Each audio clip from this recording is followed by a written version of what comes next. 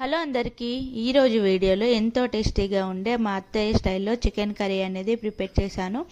ముందుగా బౌల్ పెట్టుకొని ఆయిల్ వేసుకొని ఉల్లిపాయలు, లవంగం, దాల్చిన చెక్క వేసుకొని ఫ్రై చేసుకోవాలి. తర్వాత మనం అదే బౌల్లో ఆయిల్ వేసుకొని బండ పువ్వు, పచ్చిమిర్చి, అల్లం వెల్లుల్లి పేస్టు, చికెను, సాల్ట్ వేసుకొని మనం ఒకసారి బాగా ఫ్రై చేసుకుంటే చికెన్లోని వాటర్ అనేవి బయటకు వస్తాయండి.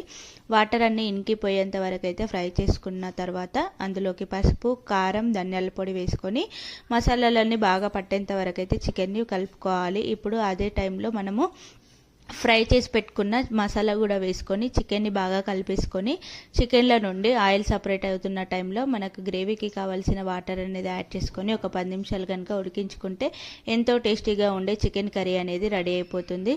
వీడియో నచ్చిందా? నచ్చితే లైక్ చేసి సబ్స్క్రైబ్ చేసుకోండి. మీ ఫ్రెండ్స్ అండ్ ఫ్యామిలీతో కూడా షేర్ చేయండి.